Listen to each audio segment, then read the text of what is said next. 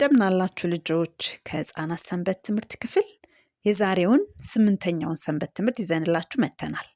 ርዕሱ የሚለው አይን ከሚያየው አእምሮ ከሚያስበው በላይ ግሩም ይላል። የመታሰቢያ ጥቅሳችን የሚገኘው መዝሙር 34 ቁጥር 7 ሲሆን የእግዚአብሔር መልአክ በሚፈሩት ሰዎች ዙሪያ ይሰፍራል ያድናቸውማል ይላል። የትምህርቱ ዋና መልእክት እግዚአብሔር በችግር ውስጥ ስንሆን ይረዳናል ይላል። አንድ ሰው ወይም ነገር የምር የፈራችሁበት ጊዜ ልጆች ታስታውሳላችሁ? የፈራችሁት ድምፅ ወይም ሰው ወይም ሁኔታ ነበር? በዛሬው የመጽሐፍ ቅዱስ ታሪካችን የኤልሳ አገልጋይ በጣም እንደፈራ እናያለን። እስራኤል እና ሶሪያ በውጊያ ላይ ነበሩ። እግዚአብሔርም እስራኤልን እየረዳ ነበር። የሶሪያ ንጉሥ የእስራኤልን ንጉሥ ለማጥቃት እቅድ ባወጣ ጊዜ ሁሉ እግዚአብሔር ስለ እቅዱ ለኤልሳ ይነግረው ነበር። ከዚያም ኤልሳ የእስራኤል ንጉሥን ያስጠነቅቀው ነበር። ሶሪያውያን በዚያ ሊሆኑ ነውና ዛሬ ወደ ምስራቅ አትሂድ። በእርግጥ የሶሪያ ንጉሥ ኤልሳ ባለበት ቦታ ይደበቅ ነበር። ይህ ሁኔታ ብዙ ጊዜ ተደጋግሞ ይከሰት ነበር። እናም የሶሪያ ንጉሥ በጣም አስቆጣው። ለእስራኤል ሰላይ በመሆን የሚያገለግል ማን ነው? በማለት ዝቅ ባለ የቁጣ ድምፅ ጀነራሎቹን ጠየቃቸው። እውነቱን የሚያውቅ አንድ ጀነራል ተገኘ። ከኛ ውስጥ ሰላይ የሆነ ሰው የለም። ነገር ግን ልናደርገው ያለውን ነገር ሁሉ ነቢዩ ኤልሳ ያውቃል። አንተ በመኝታ ክፍል ሆነህ የምትናገረውን እንኳን ያውቃል አለ። ይህ ሰው ያለው የት ነው? በማለት የሶሪያው ንጉሥ ጮኸ። እንዲይዙት ሰዎች መላክ እንድንችል የት እንዳለ ፈልጋችሁ ወቁ በማለት አዘዘ። እንዲህ የሚለው የፍለጋው ውጤት ደረሰው። እነሆ በዶታናይን አለ። እንግዲያማ ዶታናይንን አጥቅተን ይህን ችግር ፈጣሪ እናስወግደዋለን በማለት ንጉሱ አስታወቀ። ተዋጊዎቹን ጠራና ይህን አንድ ብቻውን የሆነ ነቢይ እንዲይዙ ላካቸው። እነሱ ኤልሳዕን መያዝ ከቻሉ እስራኤልን ማሸነፍ እንደሚችሉ ንጉሱ እርግጠኛ ነበር። ምን አይነት ሞኝነት ነበር! ሰላዩ እንዳሰቡት ኤልሳ ሳይሆን ሰላዩ እግዚአብሔር ራሱ ነበር። በጠዋቱ በመጀመሪያው ከእንቅልፍ ከነቁት ሰዎች መካከል አንዱ የኤልሳ አገልጋይ ነበር። በዶታይን ግንብ ላይ ወጥቶ ሲመለከት በከተማዋ ዙሪያ የሶሪያ ታላላቅ ሰራዊት ሰፍሮ ነበር። ፈረሶቹን አየ፣ ሰረገሎቹንም አየ። በመውጣት ላይ የነበረውም ፀሐይ የመጀመሪያ ጨረሮች ውስጥ ወታደሮቹ የለበሷቸው የብረት ልብሶች ሲያብረቀርቁ ተመለከተ። ምንድን ነው የምናደርገው ብሎ ጮኸ። የኤልሳ አገልጋይ በጣም ፈራ። እግዚአብሔር ከማንኛውም ወገን እንደነበር ረስቶ ነበር። ኤልሳም ይህን ነገር ግን አልረሳም። ከኛ ጋር ያሉት ከእነርሱ ጋር ካሉት ይበልጣሉ ብሎ ለአገልጋዩ አስረዳው። ከዚያም የአገልጋዩን አይኖች እንዲከፍት እግዚአብሔርን ጠየቀው። አገልጋዩም ደግሞ ሲመለከት ሌላ የጦር ሰራዊቶች ተመለከተ። በዶታናይን የነበሩትን ኮረብቶች ሸፍኖ የነበሩት ሰረገሎቹም እንደ እሳት የነበሩ የእሳት ሰራዊቶች ነበሩ። የእግዚአብሔር የጦር ሰራዊት ነበሩ። ኤልሳና አገልጋዩ ምንም ጉዳት እንዳይደርስባቸው ስለሚፈቅድ እግዚአብሔር ያሰፈራቸው ሰራዊቶች ነበሩ። ኤልሳ እንደገና ጸለየ። ጌታ ሆይ የጠላት ሰራዊትን በአይነ ስውርነት ምታ። ከዚህ የተነሳ እግዚአብሔር በዚያ የነበሩትን የጠላት ሰራዊቶች በሙሉ አሳወራቸው። ከዛም ኤልሳ ከከተማዋ ወጥቶ ሄደ። ቀጥታም ወደ ታወረው ጀነራል ተራመደ። ይህ እናንተ የምትፈልጉት መንገድ አይደለም አለ። ተከተሉኝ፣ እኔም መድረስ ወደምትፈልጉበት መንገድ እመራችኋለሁ አለ። ኤልሳ የታወረውን የጠላት ሰራዊት በቀጥታ የእስራኤል ንጉሥ ወደ ነበረበት ከተማ መራቸው። ከዚያም እግዚአብሔር የጠላትን ወታደሮች አይኖች ከፈተ። በእስራኤል ዋና ከተማ ውስጥ እንደተያዙ ተመለከቱ። ልግደላቸው ብሎ የእስራኤል ንጉሥ ጠየቀ። አይሆንም ብሎ ኤልሳ መለሰ። ስለ እግዚአብሔር ጸጋ እያሰበ አብላቸው፣ ከዚያም ወደ አገራቸው ስደዳቸው በማለት መለሰለት። የእስራኤል ንጉሥ ያደረገው ይህንኑ ነበር።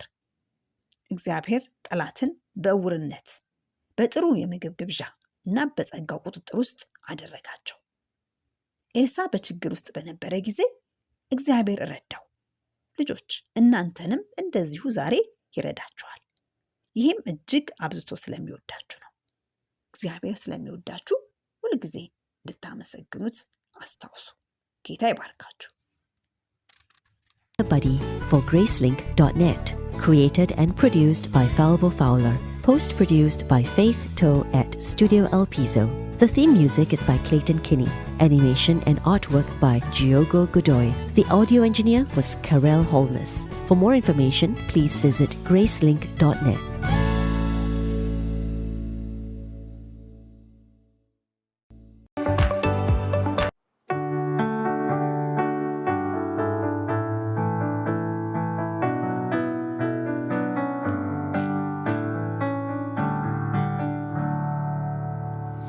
ኢየሱስ አዳኜ ነው አልናወጥም፣ በፍቅሩ ይዞኛል አልናወጥም። በወንዝ ዳር እንደተተከለ ዛፍ ከቶ አልናወጥም።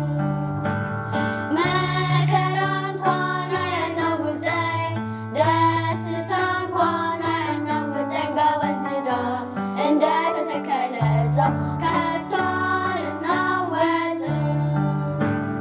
በክርስቶስ ኖሮ ነው አልናወጥም፣ ፍቅሩ ሸፍኖኛል አልናወጥም። በወንዝ ዳር እንደተተከለ ዛፍ ከቶ አልናወጥም።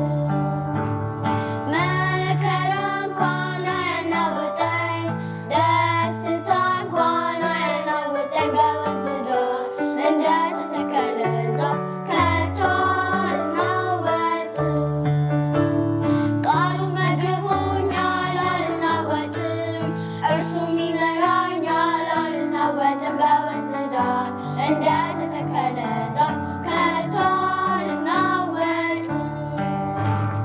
መከራ እንኳን አያናውጠኝ፣ ደስታ እንኳን አያናውጠኝ። በወንዝ ዳር እንደተተከለ ዛፍ ከቶ አልናወጥም።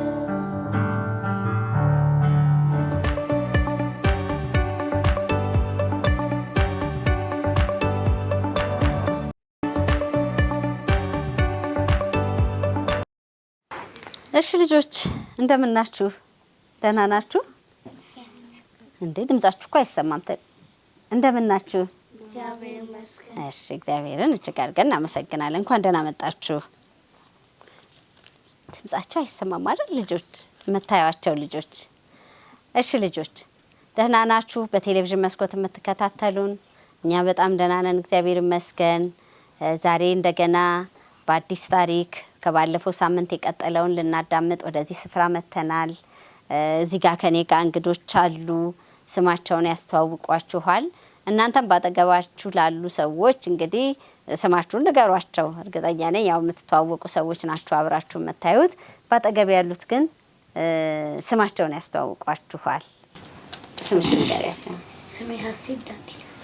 ሀሴት ዳንኤል ትባላለች። ብዙ ጊዜ መዝሙር ታቀርብላችኋለች ልጆች። እሷ ደግሞ ስሜርና ነጋሽ ትባላለች። ድምጻችሁን ጮክ አድርጋችሁ ነው መንገር ያለባችሁ። ሄቨን ኃይሉ። እሷ ደግሞ ሄቨን ኃይሉ ትባላለች። ከየት የመጣሽው? ከፍልውሃ 7ኛ ቀን። ከፍልውሃ 7ኛ ቀን አድቬንቲስት ቤተክርስቲያን የመጣችው። እኔ ደግሞ ሶፎንያስ ናት። እሱ ደግሞ ሶፎንያስ ዮናታን ይባላል። አንተስ ከየት የመጣኸው? እሺ ከፍልውሃ 7ኛ ቀን አድቬንቲስት ቤተክርስቲያን የመጡት እነሱ እንኳን እዚሁ ስለሆኑ ነው። ልጆች አሁን ክረምት ነው። መምጣት የፈለገ ልጅ ካለ እየመጣችሁ ከኛ ጋር ታሪክ ማዳመጥ ትችላላችሁ። ስለዚህ በታች በመታየት አድራሻ ጻፉልን፣ ደውሉልን። እዚህ መታችሁ መዝሙር ይዛችሁ ልትመጡ ትችላላችሁ። ደግሞ ታሪክ ማዳመጥም ትችላላችሁ። ስለዚህ መምጣት እንደምትችሉ ላረጋግጥላችሁ እወዳለሁኝ። ወደ ዛሬው ታሪካችን እንሄዳለን። የዛሬውን ታሪካችንን ከመጀመራችን በፊት ግን እግዚአብሔር እንዲያስተምረን ጸሎት እናድርግ። እንጸልይ። የሰማይና የምድር ፈጣሪ ቸር አባት እግዚአብሔር ሆይ ዛሬ ወደዚህ ስፍራ እንድንመጣ ስለረዳህ እናመሰግንሃለን። ሕፃናት ልጆችን ስለምትወድ ሁሉ ሰው እንደ ሕፃን እንዲሆን ስለምትፈልግ እናመሰግንሃለን። ጌታ ሆይ አሁን ያንተን ቃል ልንማር ወደዚህ ስፍራ መጥተናል። ከእኛ ጋር ሆነ ቃልህን አስተምረን። መንፈስ ቅዱስ በመካከላችን ይሁን። በልባችን ውስጥ ቃልህን ጻፍልን። ደግሞ እንደ ቃልህ መኖር እንድንችልም እርዳን። በጌታ በኢየሱስ ስም።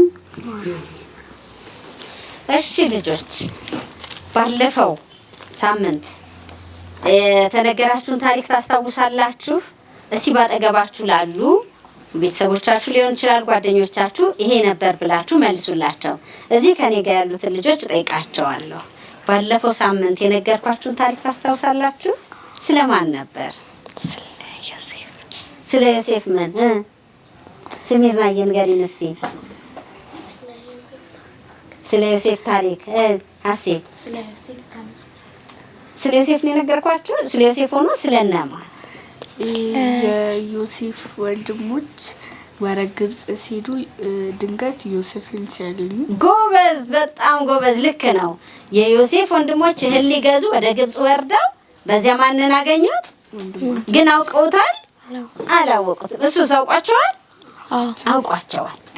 እንደውስ ምን አዘጋጅቶላቸው ነበር? ግብዣ አለ። ጮክ ብላችሁ መልሱ፣ አይዟችሁ አትፍሩ። ግብዣ ነበር ያዘጋጀላቸው። ከዛ ወደ ቤታቸው ሲሄዱ ምን አደረገ? እስቲ አስታውሱ። ምን አድርጉ ብሏል? በቢንያም እህል ውስጥ የሚጠጣበትን የብር መጠጫ ጤፍ ውስጥ ከተተው። ጎበዝ ሄቨንዬ፣ በጣም አዳምጣኝ ነበር ማለት ነው። አያችሁ። ስለዚህ በቢንያም እቃ ውስጥ የብር ጽዋው ተደረገ። ከዛ ወዴት መመለስ ሆነባቸው? ወደ ቤተ መንግስት አለ ተመለሱ። እሱ ላይ ነበር ያቆምነው። ልጆች ደግሞ እንዳልሰረቁ እርግጠኛ እንደሆኑ ተናግረው ነበር አይደለ? በዛሬው ታሪካችን ደግሞ ዮሴፍ ራሱን ለወንድሞቹ ገለጸ የሚለውን ታሪክ እናያለን። ታሪኩ የሚገኘው በዘፍጥረት 45 እስከ 47 ያለው ታሪክ ነው የምነግራችሁ። ምን ሆነ መሰላችሁ? እንግዲህ ባለፈው ሳምንት ስነግራችሁ ሲሄዱ ከኋላቸው በፈረስ ተከትለው እንደመለሷቸው ነግሬያችሁ ነበርና በቢንያም ከረጢት ውስጥ ያ የብር ጽዋ ተገኘ። ስለዚህ ማስረዳት ነበረባቸው አይደል? እና ለማስረዳት ወደ ቤተ መንግስቱ ሲገቡ ለጠቅላይ ሚኒስትሩ ወይም ለአገረ ገዢው ይሁዳ ቀረበና አስረዳ። እኛ ሌቦች አይደለንም፣ እንዴት እንደገባ አናቅም፣ ግን በቃ እዛ ሲገኝብን ከተገኘብን በቃ ባሪያዎች እንሆናለን ብለናል። ስለዚህ አሁን እንግዲህ የተገኘበት ሰው ባሪያ ይሆናል ተብሏል። የተገኘበት ደግሞ ቢንያም ነው። ቢንያም እዚህ ከሚቀር እኔ ለወንድሜ እዚህ ባሪያ ልሆን፣ ወንድሜን ግን ልቀቀው፣ ምክንያቱም እሱን ካጣ አባታችን ያዕቆብ ወዲያው ይሞታል። እኔ ደግሞ ቃል ገብቼ ነው ያመጣሁት። ስለዚህ ወንድሜን ልቀቁትና እኔ ግን በሱ ቦታ ልሁን ሲል ዮሴፍ ዋው በጣም ተለውጠዋል፣ እነዚህ ልጆች በጣም ተለውጠዋል፣ እንደ ድሮ አይነት ሰዎች አይደሉም አለና ስሜቱን መቆጣጠር አልቻለም።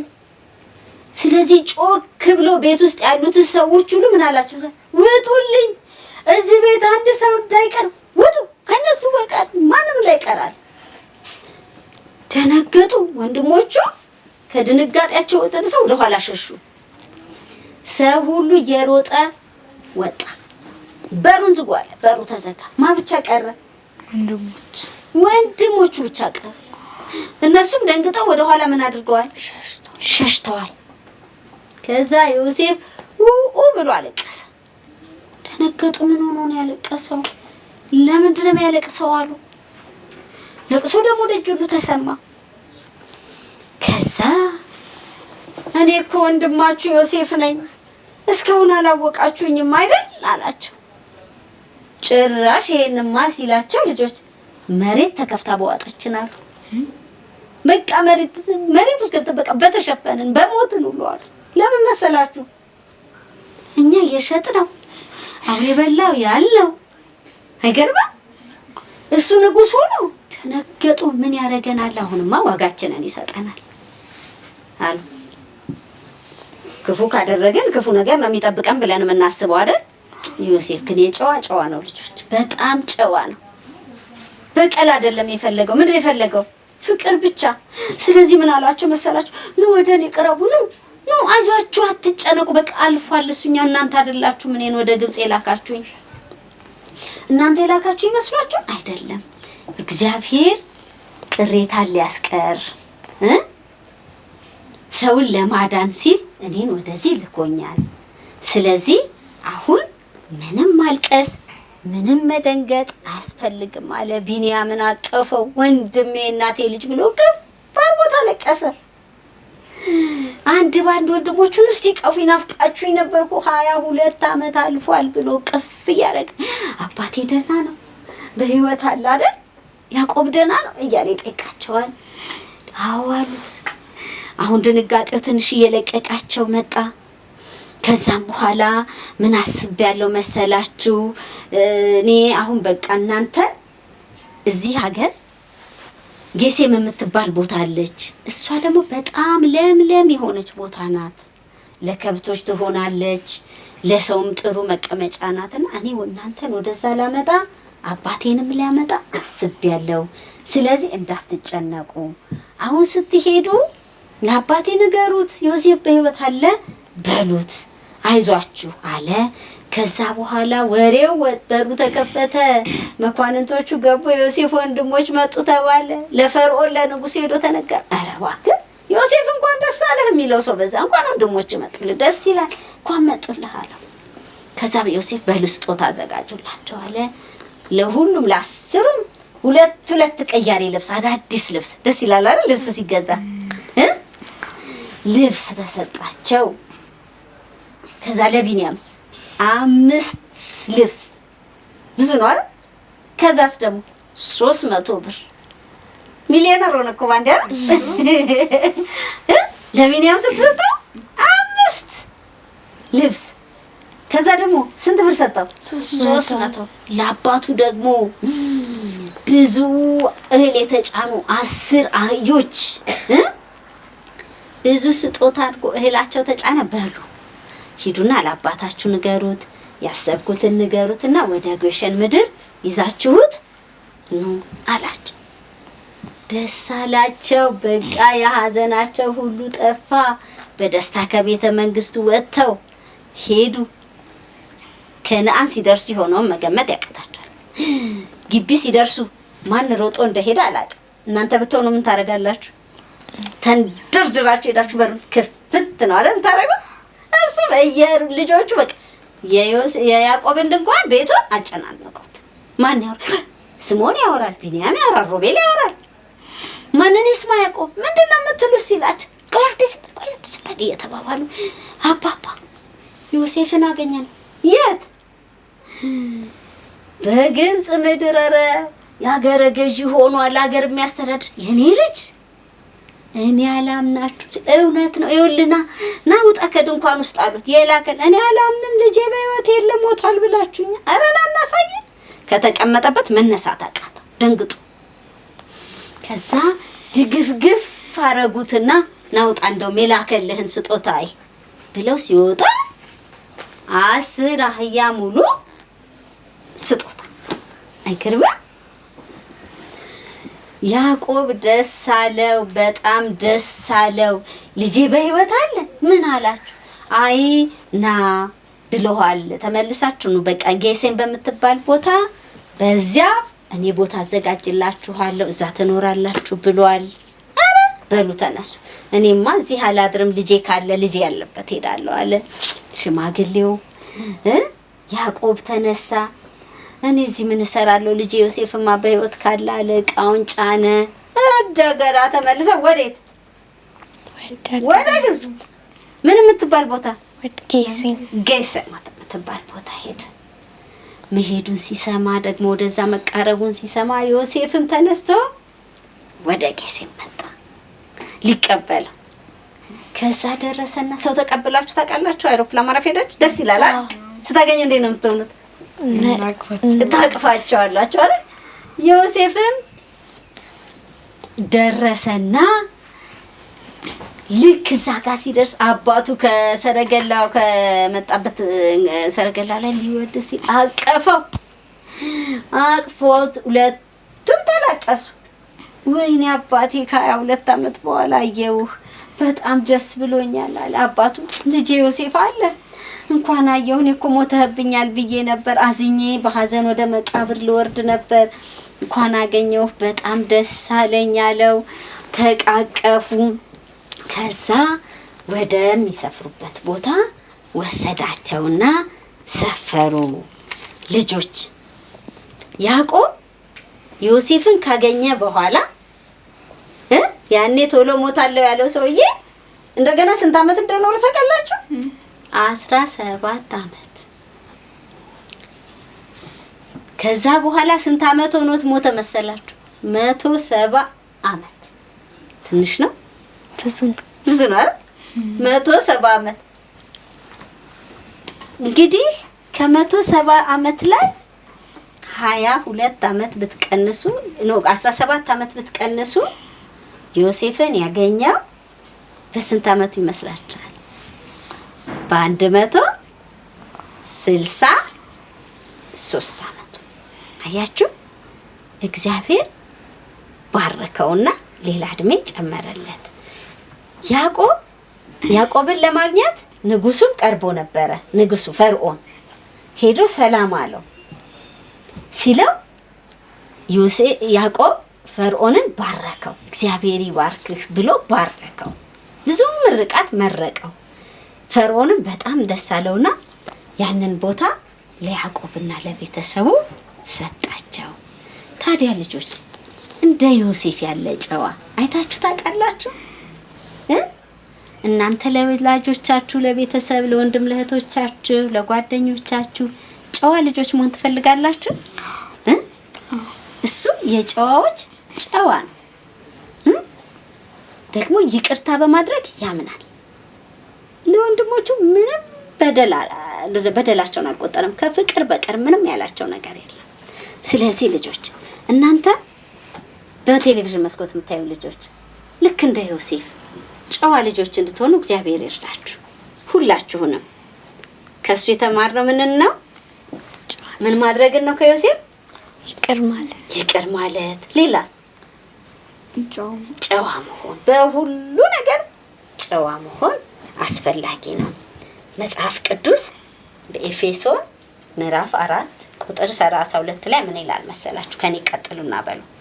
እርስ በርሳችሁ ቸሮች፣ እርስ በርሳችሁ ቸሮች፣ እርስ በርሳችሁ ይቅር የምትባባሉ፣ እርስ በርሳችሁ ይቅር የምትባባሉ ሁኑ። አያችሁ፣ ይሄንን ነው የሚለን። ይሄንን ሁልጊዜ በልባችን ይዘን ማድረግ እንድንችል እግዚአብሔር ይርዳን። እግዚአብሔር ይባርካችሁ ልጆች። ጥያቄ ያላችሁ ከታሪኩ ወይም በጣም ይሄን ተምሬያለሁ ገርሞኛል የምትሉት ነገር ካለ መናገር ትችላላችሁ። ለእናንተ እድል ልስጣችሁ።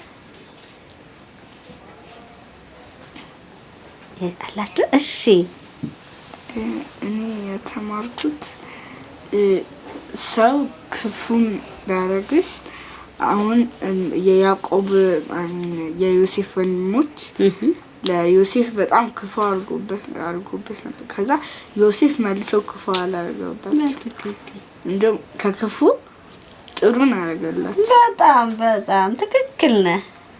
እና እግዚአብሔር ይባርክ። ሌሎቻችሁስ ሰባላችሁ? እሺ፣ ከሌላችሁ የዛሬው ታሪካችን በዚህ ያበቃል። ልጆች ስላዳመጣችሁኝ፣ እዚህም ስለተገኛችሁ፣ እናንተም በቴሌቪዥን መስኮት ስለተከታተላችሁ እግዚአብሔር ይባርካችሁ። በሚቀጥለው ሳምንት በሌላ ታሪክ እንገናኛለን። እስከዛው የእግዚአብሔር ጸጋ ከሁላችሁም ጋር ይሁን። ሰላም ሁኑ። ሰላም በሏችሁ። ቻው በሏችሁ።